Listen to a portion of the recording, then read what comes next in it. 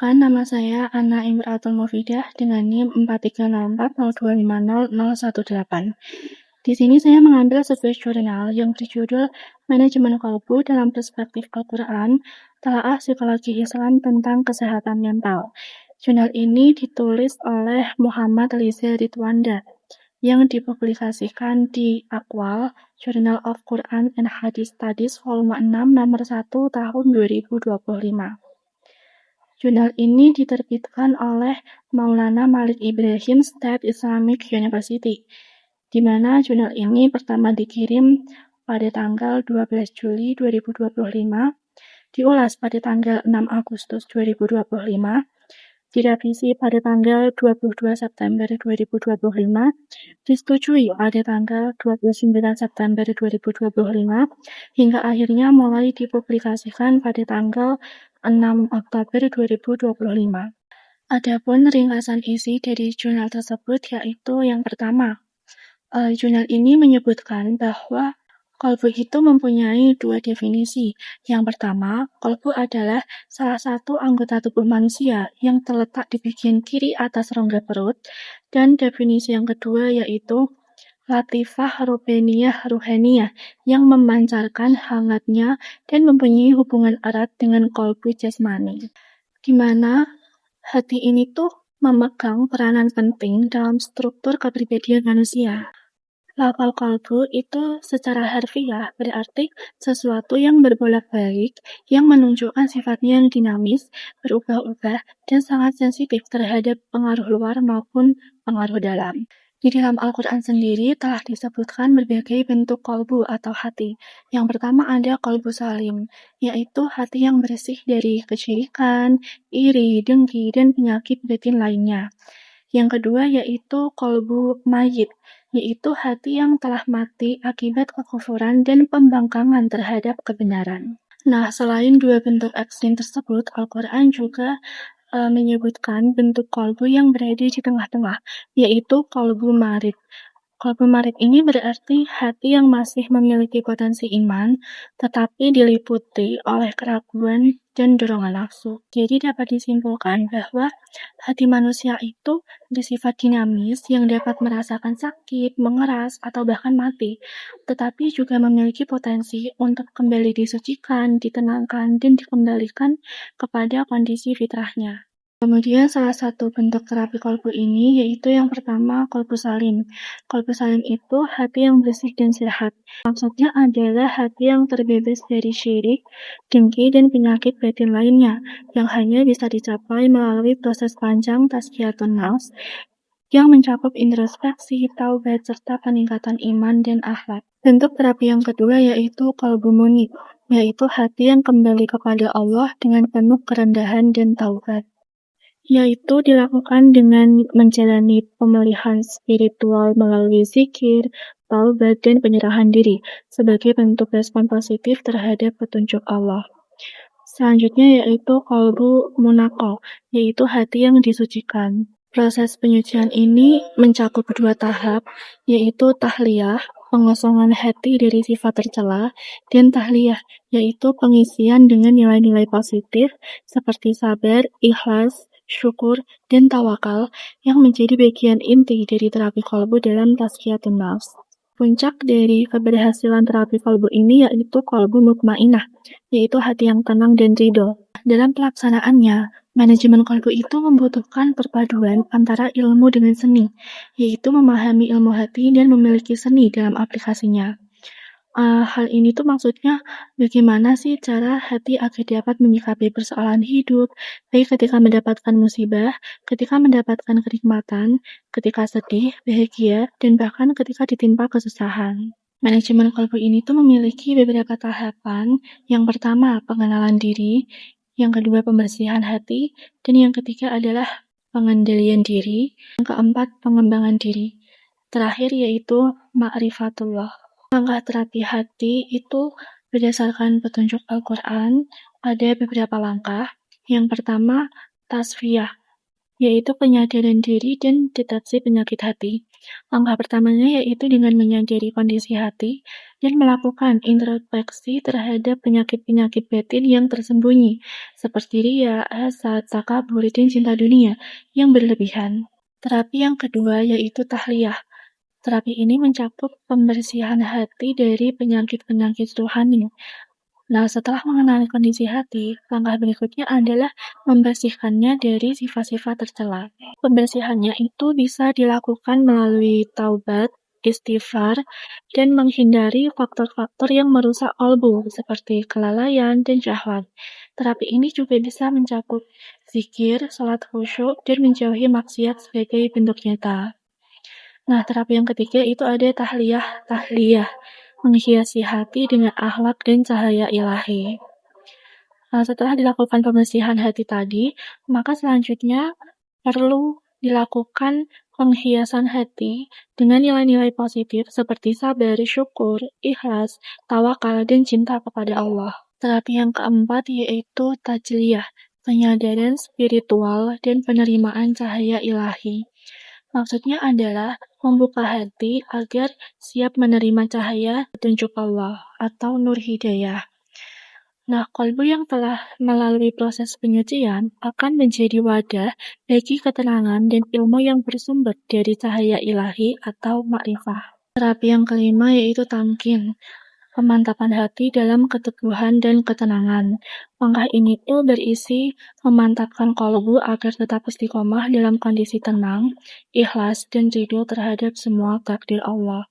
Disinilah puncak terapi kolbu hati itu bisa bebas dari konflik batin, terbebas dari nafsu rendah, dan senantiasa berada dalam kedekatan dengan Allah. Di era sekarang, kesehatan mental global itu sudah berada pada tingkat kecemasan yang meningkat. Sedangkan terapi modern yang bersifat farmakologis dan perilaku memiliki keterbatasan dalam konteks penyembuhan hati atau jiwa yang holistik. Mereka kurang memberi ruang bagi elemen keimanan, makna hidup, hubungan dengan Tuhan, dan pengalaman spiritual yang seringkali menjadi sumber kekuatan bagi individu dalam banyak budaya dan agama. Berdasarkan beberapa studi literatur terkini, zikir itu dapat menjadi terapi yang menunjukkan bahwa praktik zikir itu bisa membantu dalam menurunkan kecemasan, meningkatkan relaksasi, dan memulihkan ketenangan batin. Dalam Islam, qalbu itu merupakan sebuah entitas yang menghubungkan iman, kesadaran spiritual, dan kondisi emosional seseorang. Ketika hati ini dirawat melalui doktrin Islam, misalnya melalui zikir, taubat, muhasabah, dan ibadah, ini bisa menjadi transformasi dalam motif, arah hidup, dan kedamaian batin. Regulasi emosi dalam konteks iman memberikan makna dan tujuan yang lebih dalam bagi suatu individu. Menurut beberapa studi, zikir itu bisa membantu mereduksi dampak emosi negatif serta memperkuat kendali diri atau self-control. Selain itu, zikir juga bisa sebagai komponen konseling spiritual yang memperkuat rasa aman, ketenangan batin, dan kemampuan dalam menghadapi kecemasan secara lebih adaptif. Jadi, manajemen qalbu ini tuh bisa menjadi model intervensi non-farmakologis yang efektif bagi kesehatan mental modern. Tahapannya berupa pengenalan diri atau muhasabah, pembersihan hati, atau penyingkiran penyakit hati seperti hasad, ria, dan lain-lain. Pengisian hati dengan nilai-nilai positif atau tahliyah, praktik spiritual reguler seperti zikir dan ibadah, serta pemantapan hati atau istiqomah, perenungan, dan ridho. Jadi, bila manajemen qalbu ini diimplementasikan secara konsisten, dia dapat menjadi alternatif atau pelengkap dari terapi modern yang sudah ada, dengan menawarkan perbaikan psikologis dan spiritual sekaligus. Meskipun memiliki potensi yang besar, ternyata masih terdapat risiko atau hambatan yang perlu untuk ditangani agar manajemen qalbu ini tuh efektif dan diakui dalam kesehatan mental modern. Tantangan utamanya yaitu kurangnya penelitian empiris kuantitatif longitudinal atau global, variabilitas dalam praktik dan intensitas zikir, budaya dan kepercayaan lokal yang berbeda, kurangnya pelatihan profesional yang memahami psikologi Islam, serta hambatan stigma terhadap intervensi yang terlabel spiritual daripada ilmiah. Adapun manfaat jangka panjang dari mengintegrasikan manajemen kolbu ke dalam kesehatan mental adalah jika kolbu ini dirawat dengan baik, individu itu cenderung bisa lebih tegar terhadap stres, memiliki kapasitas empati dan moralitas yang lebih besar, mengalami kesejahteraan emosional yang lebih stabil, dan memperkuat ketahanan psikologis. Nah, di level sosial, hal ini itu dapat mengurangi beban psikologis, memperkuat kohesi komunitas, mengurangi stigma terhadap gangguan mental, serta mempromosikan layanan kesehatan mental yang lebih inklusif dan bermakna dalam konteks budaya agama. Kemudian tujuan dari jurnal ini yaitu menyusun kerangka konseptual kolbu manajemen model dengan menekankan dimensi spiritual, iman, takwa, emosional, sabar, ikhlas, syukur, dan kognitif, tafakur, tadabbur, sebagai strategi alternatif dalam merawat kesehatan mental. Adapun penelitian ini menggunakan metode studi pustaka atau library research dengan pendekatan kualitatif deskriptif, menganalisis ayat-ayat Al-Quran yang memuat lafal qalbu beserta tafsir, hadis, dan literatur psikologi Islam. Temuan utama dari jurnal ini yaitu kesehatan mental dalam perspektif Quran dapat dicapai melalui mekanisme penyucian hati atau tazkiyat al-nafs, pengendalian hawa nafsu, pencapaian ketenangan qalbu, hingga tercapainya kondisi kesehatan psikologis yang stabil. Aplikasi praktis yang ditawarkan melalui terapi zikir, tilawah, serta ibadah terstruktur sebagai intervensi non-farmakologis. Kelebihan dari jurnal ini yaitu yang pertama, kontribusi konseptual yang jelas. Jurnal ini menawarkan kolbu manajemen model sebagai kerangka konseptual baru untuk terapi mental berbasis nilai Qur'ani. Ini menunjukkan suatu kebaruan atau novelty yang penting dalam suatu penelitian ilmiah. Kelebihan yang kedua yaitu struktur penulisannya sistematis. Jurnal ini tuh disusun lengkap dari abstrak, pendahuluan, metode, pembahasan, kesimpulan, dan daftar pustaka yang relevan, disertai kutipan teori dan penelitian terdahulu yang kuat. Kelebihan yang ketiga yaitu nilai praktis. Dalam jurnal ini, dia mengusulkan terapi zikir, tilawah, dan ibadah terstruktur sebagai pendekatan non-farmakologis yang bisa diaplikasikan di dunia nyata. Jurnal ini juga mengangkat topik yang relevan dan aktual, yaitu mengangkat isu kesehatan mental yang sedang banyak dibahas, namun ditinjau dari perspektif Islam dan Al-Quran, sehingga memberikan kontribusi unik dan bernilai spiritual. Adapun kekurangannya, yang pertama yaitu dia tuh masih bersifat konseptual atau belum empiris. Jadi penelitian ini tuh belum diuji secara eksperimen atau lapangan, sehingga efektivitas model kolbu manajemen masih berupa teori. Belum ada data kuantitatif atau uji statistik. Kekurangan kedua yaitu kurangnya data empiris dan analisis kuantitatif. Jadi di jurnal ini tuh nggak ada sampel, pengukuran, atau instrumen psikologis untuk mendukung temuan. Jadi kesimpulan itu masih bersifat deskriptif kualitatif saja. Kekurangan ketiga yaitu bahasa akademiknya kadang berulang.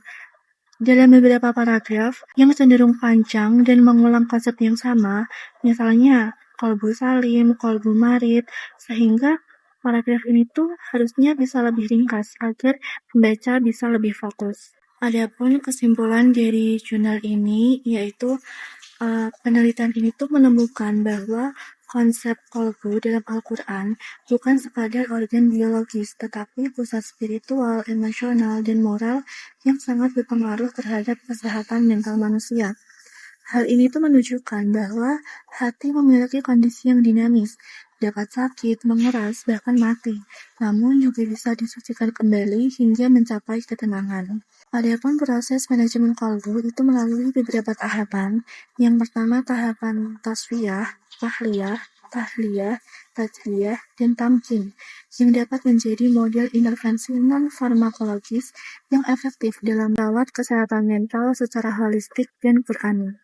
Kontribusi utama penelitian ini adalah menyusun kerangka konseptual kolbu manajemen model dengan berbasis Al-Quran yang mengintegrasikan dimensi spiritual, emosional, dan kognitif. Model ini menawarkan perspektif baru dalam psikologi Islam dengan memberikan solusi praktis berupa terapi zikir, tilawah, dan ibadah yang dapat melengkapi pendekatan medis dan psikoterapi konvensional. Namun, penelitian ini masih memiliki keterbatasan karena masih berbasis studi pustaka dan analisis konseptual, sehingga belum diuji secara empiris melalui penelitian kuantitatif dan longitudinal. Oleh karena itu, diperlukan penelitian lanjutan yang bersifat eksperimental, interdisipliner, dan berbasis bukti agar model manajemen kolbu dapat divalidasi serta diintegrasikan secara lebih luas dalam layanan kesehatan mental modern.